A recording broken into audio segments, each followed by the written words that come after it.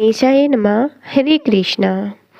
आज शनिवार की व्रत कथा के बारे में, मार्गशीर्ष में शनिवार की पूजा विधि कैसे करें, शनिवार का व्रत कैसे करें, अगर व्रत ना भी हो तो भी आपको व्रत कथा अवश्य सुननी चाहिए। इससे अनंत फलों की प्राप्ति होती है। सबसे पहले शरीर को शुद्ध करके अंजलि जल में जल लेकर ऐसा कहें, हे अंजलि जल आप गंगा जल बन जाएं तथा मेरे तन को पवित्र करें, और फिर उसे अपने ऊपर छिड़क लें। इसके बाद गणेश जी का सुमरन करें और उन्हें प्रणाम करें। इसके बाद दाहिने हथेली में पान, सुपारी, अक्षत, तिल, गंगा जल, द्रव्य और फूल, बिल्व पत्तर और चंदन लेकर इस प्रकार उच्चारण करें, हे शनिदेव मैं कलयुग वासी हूँ। पृथ्वी लोक में मेरा वास है। मेरा अमुक नगर है, अमुक मास है, अमुक पक्ष है, अमुक तिथि है और अमुक नक्षत्र है। आप मेरे समस्त कष्टों को नष्ट करें। मैं आपका संकल्प करता हूँ। इसके पश्चात हथेली की वस्तु शनिदेव के सिंहासन पर समर्पित कर दें। इसके बाद गंगा जल या साधारण जल से शनिदेव की मूर्ति को स्नान करावें। इसके पश्चात अक्षत, तिल, बिल्व पत्तर, पुष्प, चंदन तथा पुष्पांजलि श्रद्धापूर्वक समर्पित करें। ऐसा कहकर हाथ जोड़कर क्षमा प्रार्थना करें, हे शनि आप सूर्य के पुत्र हैं तथा यमराज की बाही है। आप ही मेरे आधार हैं। मैं कर्महीन हूँ, क्रियाहीन हूँ। आप मेरी भक्ति को स्वीकार करें तथा मेरी भूल को क्षमा करें। आपको बारंबार नमस्कार है। इसी प्रकार से यह हमारी पूजा विधि होती है। अब हम करेंगे एक शनिदेव महाराज की प्राचीन कथा। आज्ञा दी गुरुदेव ने, दीना शीस झुकाए, कथा कहूँ शनिदेव की, भाषा सरल बनाए। सबसे पहले श्री सरस्वती को सुमरन करके, गणपति जी को नमस्कार करके तथा अपने गुरुदेव के चरणों में माथा नवाकर मैं श्री शनिदेव जी की कथा प्रारंभ करती हूँ। यह शनिदेव जो मनोवांछित कार्यों को सफल बनाने वाले हैं तथा जिन्हें सकल नर नारी और 33 कोटि देवता, योगेश्वर, मुनीश्वर ध्याते हैं, वही देव मेरी त्रुटियों को क्षमा करें और मुझे अपनी शरण में ले। मेरे मन में आपके प्रति अगाध प्रेम है। यह बात सवर विदित है कि जो लोग शनिदेव को ध्याते हैं उनके सकल मनोरथ सफल होते हैं तथा जो ऐसे देव को भूल जाता है वह इस संसार में महान सुख पाता है, वह नरकगामी होता है और अगले जन्म में पशु की योनि में जाता है। जो कथा मैं तन मन से कहने जा रही हूँ उसे आप सच्चे मन से ग्रहण करें और हमारे साथ आनंद पूर्वक सुने। चैनल पर पहली बार आए हैं तो चैनल को सब्सक्राइब करें। एक बार संसार में चारों ओर पूजे जाने वाले 9 ग्रह एक स्थान पर इकट्ठे हुए, परस्पर विभिन्न प्रकार से वार्तालाप करने लगे। जब बात घूमती हुई उस स्थान पर आ पहुंची कि हम 9 ग्रहों में सबसे बड़ा और सर्वाधिक पूजनीय देव कौन सा है, प्रत्येक ग्रह देवता सभी को बड़ा कहने लगे। इस बात पर जब बहुत देर तक वाद विवाद होता रहा और कोई निर्णय नहीं हो सका तो यह तय हुआ कि चलकर इंद्र से इसका निर्णय करना चाहिए। वह 9 के 9 ग्रह इंद्रदेव के सामने खड़े हो गए। उन सब की बातें सुनकर इंद्रदेव भी सोच में पड़ गए, किसे छोटा कहूँ और किसे बड़ा, किसकी श्रद्धा के पात्र बने और किसके कोप के भाजन। अंत में सोच समझकर निर्णय न करते हुए वह बोले, मैं अल्प बुद्धि इस बात का निर्णय करने में असमर्थ हूँ। मुझे तो आप सभी बड़े ही नजर आते हो और मैं सभी का आदर सम्मान संभाव से करता हूँ। इस पर नवग्रह संतुष्ट नहीं हुए और हट करने लगे कि इसका निर्णय आपको अवश्य करना चाहिए। तब देवराज बोले, आप लोग मृत्युलोक में जाइए, वहाँ एक अत्यंत न्यायप्रिय राजा विक्रमादित्य राज्य करता है। आप उनके पास जाइए, वह अवश्य आपका कोई न कोई उचित निर्णय कर देगा। इंद्र से निराश होकर नवग्रह मृत्युलोक में जाने को तत्पर हो गए। देवराज इंद्र ने जब उन्हें वहां जाते हुए देखा तो प्रसन्न होकर चैन की सांस ली। इस धर्म संकट से निकलना उनके लिए सचमुच ही कितना दुष्कर था, पर अपनी चतुराई से अपने ऊपर आए संकट को राजा विक्रमादित्य पर टाल दिया। उज्जैन नगरी उन दिनों सारे ही भारत में दाग थी। एक तो वहाँ राजा विक्रमादित्य के दरबार में बड़े बड़े ज्ञानवान लोगों का सम्मेलन होता रहता था। दूसरे उस न्यायप्रिय राजा के न्याय से उज्जैन नगरी का सारे भारत में डंका बजता। स्वर्ग में जब नवग्रहों का निर्णय न हो पाया तो वह अपने अपने विमानों पर आरूढ़ हो मृत्युलोक में आ पहुँचे। ठीक उस समय जब विक्रमादित्य का दरबार ठसाठस भरा हुआ था, नवग्रहों को इकट्ठा देखकर विक्रमादित्य अपने सिंहासन से उठ खड़े हुए और सभी देवों को सम्मानपूर्वक आसन ग्रहण करने को कहा, किंतु राजा के इस सम्मान को किसी भी ग्रह देवता ने स्वीकार नहीं किया। तब विक्रमादित्य ने प्रश्नवाचक दृष्टि से उनकी ओर देखा तो बृहस्पति देव ने आगे बढ़कर दृढ़ स्वर में कहा, हे राजन, हम यहाँ पर तब तक आसन ग्रहण नहीं करेंगे जब तक कि आप हमारा यह निर्णय नहीं करेंगे कि हम लोगों में सबसे बड़ा कौन है। राजा अपने ऊपर आई इस धर्म संकट को देखकर पल भर तो घबरा गया, परंतु शीघ्र ही उसने समय को संभाल लिया। उसने अपने मन में एक युक्ति सोच ली। दरबार में छोटे छोटे आसनों की एक पंक्ति प्रवेश द्वार तक चली गई।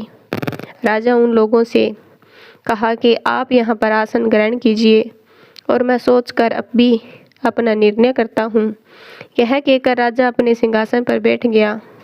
सिंहासन के निकट ही जो आसन पड़ा था उस पर भागकर बृहस्पति जा बैठे। उनके अगले आसन पर सूर्य देव जा बैठे। सूर्य के निकट ही चंद्रमा और फिर इसी क्रम में बुध, मंगल, राहु, केतु इत्यादि ने अपना अपना आसन ग्रहण किया। पंक्ति में 8वें थे भार्गव, किंतु उन्हें भी संतोष था कि उनके बाद शनिश्चर बैठेंगे, किंतु आसन प्रवेश द्वार के समीप होने के कारण उससे सबसे अंत में होने के कारण शनिदेव उस पर नहीं बैठे। राजा विक्रमादित्य ने सोचा कि जो ग्रह अंतिम आसन पर बैठेगा उसी को विनय और दयाशील के द्वार पर बड़ा कह देंगे, पर वहाँ तो बात ही दूसरी हो गई। शनिदेव अति क्रोधी और विकट स्वभाव के देवता है। जब वह नहीं बैठे तो 8 ग्रह खिलखिलाकर हंस पड़े। अपना इस प्रकार से अपमान होते देखकर शनिदेव की आंखें क्रोध से लाल हो गई और भूखरुटी तन गई। क्रोध से कांपते हुए बोले, राजन, मुझसे वैर लेकर तुमने अच्छा नहीं किया। क्या समझकर तुमने मुझे इस प्रकार से अपमानित करना चाहा है और क्यों मुझे तले बिठाना चाहा। चांद ग्रह का प्रभाव 2.25 दिन का रहता है और सूर्य, शुक्र और बुध का प्रभाव केवल आधा मास। सोम और मंगल 2 मास और गुरु 13 मास। राहु और केतु 18 मास रहते हैं, जबकि मैं 7.5 वर्ष तक रहता हूँ। इसलिए हे राजन, अब तू सावधान हो जा। तूने मेरा जो अपमान किया है इसका दंड तुझे अवश्य मिलेगा। राजा के कुछ दिन तो आराम से बीते, लेकिन शीघ्र ही शनिदेव की कोप दृष्टि फिरी और राजा पर 7.5 आ गई। उन्हीं दिनों एक व्यापारी कुछ घोड़े बेचने के लिए उज्जैन नगरी में आया।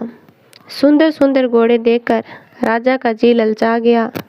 राजा ने उन्हें खरीदने का आदेश दिया।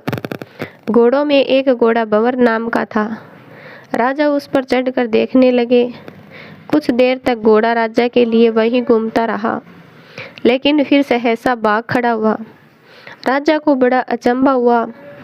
घोड़ा एक भयानक जंगल में राजा को पटक कर अंतर्ध्यान हो गया। राजा अकेला उस वीरान जंगल में भटकने लगा। सायं के समय जब उसे प्यास बहुत सताने लगी तो जोर जोर से चीखने लगा। उधर एक पगडंडी से एक ग्वाला अपने गांव को जा रहा था। वह राजा की आवाज़ सुनकर रुक गया। राजा उसके पास गया।